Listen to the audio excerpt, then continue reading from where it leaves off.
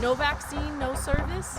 I'm Becca Lustig with why private businesses could actually require customers to get vaccinated. Are you and your loved ones safe inside older apartment buildings? I'm Michael Sandlin, and I'm going to take a closer look at Ohio's fire code. Split-second decision. Learn how local officers are trained whether or not to use a taser. Your news in 10 minutes starts now. On the heels of a guilty verdict in the case of Derek Chauvin, the Minneapolis police officer who killed George Floyd, many are closely watching another deadly encounter with police. The Brooklyn Center Police Department, just miles from where George Floyd was killed, released body cam footage showing the shooting of Daunte Wright. A warning to our viewers, this footage is graphic. Police say they pulled over Daunte Wright for an expired tag and then discovered that he had a warrant out for his arrest. As you can see here, Wright tries to escape and attempted to get back in his car. Officer Kim Potter says when she deployed what she thought was her taser, she realized the mistake she made. She shot him with her gun instead.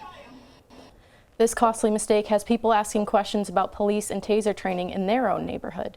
UT 10's Jake Dyke spoke with officers at multiple sheriff departments in the area. He joins us now live at a Monroe County, Michigan sheriff's station. Jake, what are officers doing to prevent this mistake?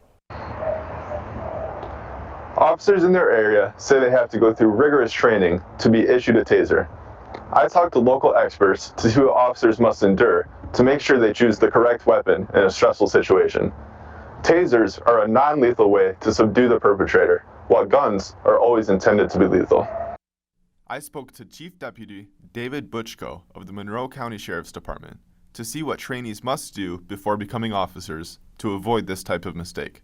Well, all new deputies go through a taser new user training program. It's an 8-hour training. They learn all the basics about, the use of the taser, when to use it, when not to use it. Tasers and firearms have several distinctive differences. Tasers are typically bright colors, while guns are black. They have different handle styles. Guns require a safety button, while tasers do not. And a firearm weighs more than 2 pounds, while a taser weighs less than 1 pound. Chief Deputy David Buchko says that stress and training are two of the factors that could lead to a mistake. You may not be able to tell the difference in that heat of the moment. And so it boils down to, practicing and training. Officers also keep their guns and tasers on separate sides of their body, with the gun on their dominant side and the taser on the other side. This is just another step taken to avoid any confusion during a stressful situation. Well, a firearm should only be pulled when that officer is intending to use lethal force, or certainly there's a threat of lethal force. There's certain situations, felony situations, where a firearm, can be drawn. According to New York Times review, there have only been 15 cases of weapon confusion in the last 20 years, and only 5 of those officers were convicted of a crime. Live in Monroe County, Michigan, for UT 10 News, I'm Jake Dyke. Thanks, Jake. The former Brooklyn Center police officer Kim Potter faces up to 10 years in prison. Her next court date is scheduled for May 17th. Continuing coverage now on a story we brought you weeks ago, we're taking a closer look at the Tanglewood Apartments fire, investigating why some apartments don't have sprinklers and what the Toledo Fire Department says you can do to stay safe. Questions about fire safety are arising after a massive blaze at the Tanglewood Apartments in South Toledo last month, displacing 30 people. The building's lack of sprinkler systems, combined with the prevailing winds that day, created a powerful fire that took everything from Tanglewood's residents. However, despite lacking modern fire protection, the building met Ohio Fire Code standards. That building was built in 1974. It adhered to the building codes of that time. Ohio Fire Code states a building only needs to meet the requirements for the year it was built, not modern standards. While structures being built today would require sprinklers, older buildings like Tanglewood do not.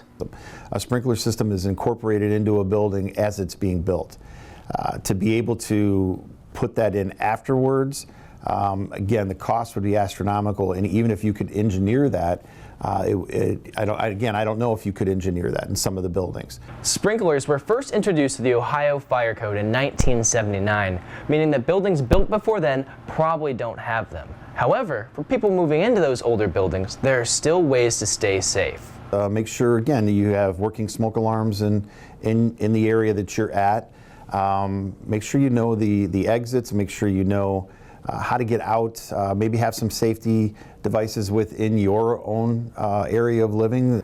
For some, it might not be worth the extra effort, but fires can get out of control anywhere, even buildings with sprinklers. The best thing you can do is always have a plan. You can't account for what other people do in their living spaces, but you can account for what you're doing. All 30 of Tanglewood's residents made it out of the building alive. If you have questions or concerns about fire safety in your building, you can reach out to the Fire Investigation Bureau from the link on our website at ut10news.com. According to the CDC, almost 1/3 of all American adults have been fully vaccinated, and over half have received at least one shot. But could private businesses actually refuse customers for not being vaccinated? I spoke with one business owner about this issue. At the Toledo Game Room, manager Casey Horner sees his customers as family. Be people sit and play games, one person will walk in, they'll all say his name, everybody says hi, and it kind of walks, it's a very, very friendly community. But these days, things are a little different. We don't nearly have as many people just sitting and playing, obviously, because we're not allowed to. Horner says that this room is normally full of people playing games, like these. But thanks to COVID, these gamers are back at home. A lot of the companies don't want us to run tournaments. For Wizards of the Coast, for example, the people that do Magic the Gathering, they won't let us. We're literally not allowed to hold tournaments for them until they say so. Horner looks forward to someday safely holding big tournaments. But he worries about COVID and is adamant about mask wearing. He wonders what the law will eventually say about mandating vaccines. But all those signs that say no shoes, no shirt, no service, this could fall under that. Attorney Kirk Ross says private businesses can make their own requirements, including enforcing COVID vaccines by asking customers to show their vaccine card at the door. In the most general sense, private businesses can kind of pick their customers, right? They can refuse service to people that they want within the bounds of civil rights law and that kind of stuff. But that may not be best for business. I think in the midst of what is perceived as a public health issue, you probably have a pretty strong basis for imposing that, but you could very quickly get beyond where that becomes reasonable. And Horner agrees. I'm not going to force people to do anything like that. That just seems a little past my authority, or at least in good taste. The masks is pretty much the only thing I currently enforce.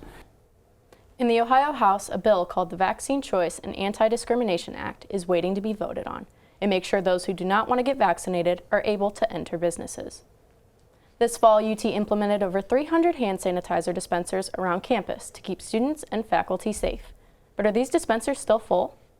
Some students were concerned about this, so UT10's Devin Harrison traveled all across campus to find out for himself. Make sure to check out ut10news.com to see what Devin found. This one well struck, deep to left field. Wargo going back, good height, good distance, goodbye! Oh, he rocked it there, the Trace Hatfield. I'm Caleb Gill, and this is your UT10 News Sports Report. The Rockets baseball team played the Akron Zips this past weekend. There were no shortage of runs for the team as the Rockets swept the Zips in a 4-game series. The Rockets baseball team was able to dominate against the Zips due to a lot of good hitting. This weekend, Trace Hatfield went 9 for 15 at bat, hitting 2 home runs and 8 RBIs. Both of Hatfield's home runs came in Saturday's doubleheader. His strong performance this past weekend helped him get named the Matco Player of the Week. Nicky Winterstein also had himself a good weekend, scoring 3 of Toledo's 6 runs on Friday and hitting a home run on Sunday as well. Pitching was another strong factor in the strong performance from the Rockets, especially with Kyle Jones pitching a 7-inning shutout on Saturday while adding 6 strikeouts and no walks allowed. Rockets can hope to use this weekend as momentum moving forward. The Rockets softball team was supposed to play at Western Michigan this past weekend. However, the series was postponed due to a COVID-19 related issue at Western Michigan. But they will be home against the Miami Redhawks this upcoming weekend. Back to you, Mike and Becca. Thanks, Caleb. That's it for UT10 News, but we have a special UT10 Extra coming up. Remember, you can catch newscast replays on YouTube. Don't forget to follow us on social media and listen to 88.3 WXUT FM, Saturday mornings at 7:45 for the UT10 Weekly News Update. Keegan Shannon will be back with a restaurant review, and we'll say a final goodbye after the break.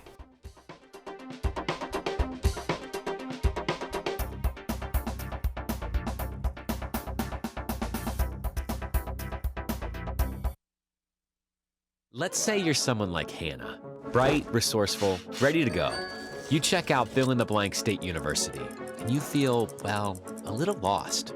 Then you reverse course. You visit that small college your uncle went to, but now you're stuck in neutral wondering if maybe they don't have the majors, internships, research, facilities, and activities that you're sort of expecting. And then you check out Toledo. You meet an advisor, and he tells you about the experience and mentorship you'll find right here at the University of Toledo. Welcome to this UT10 Extra. I'm Keegan Shannon. For today's restaurant review, we're heading downtown to Ye Olde Durty Bird. This gastropub has become the talk of the town due to their location, live music, and large menu. The atmosphere is appropriate. A downtown gastropub and eatery. The weathered brick walls yield a cozy familiarity. There are also plenty of windows to let in the light, making for a unique blend. This atmosphere earns a 5 out of 5 for that wonderful balance. I think majority of our popularity is the great food and the large menu, the diversity. You know, whatever your food mood, we got you covered.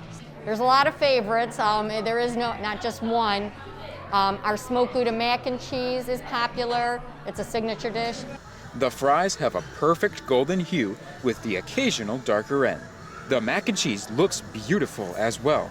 Served in a small bowl, the crumbs on top really set off the appearance of this dish. Appearance of the food also earns a 5 out of 5. The fries are perfect. They're lightly salted, but not completely doused in seasonings. The mac and cheese is also great. I'm a big fan of the breading on top. But the small pieces of bacon and tomato within the dish make it feel more filling than it actually is. The flavor of this meal also gets a 5 out of 5. The menu for Ye Olde Durty Bird is among one of the most expansive I've seen. It's almost overwhelming the amount of items to choose from appetizers to the main course and of course the alcoholic beverages. There is no shortage of supply here. Food options and sides gets a 5 out of 5 as well, and I'm happy to award Ye Olde Durty Bird a perfect score.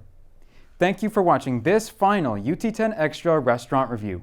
For the last time, I'm Keegan Shannon. It has been a great semester. Thank you guys and everyone else who has helped make this a good semester, and I look forward to seeing you all in the fall. But others are moving on and graduating in just a few weeks. We have several UT10 team members we'd like to congratulate, including my co-anchor, Becca Lustig. Hey, thanks. Congrats to you too, Mike. Thanks, Becca. We also want to congratulate Lexi Alvarez, Devin Harrison, Maya May, Jake Plagans, Cassidy Pruitt, Keegan Shannon, and JC Waymer. And we thank all of you for watching UT10 this semester. Look for a new crew and a few familiar faces next semester. For now, that's all we have for UT10 News Spring 2021. Have a great summer.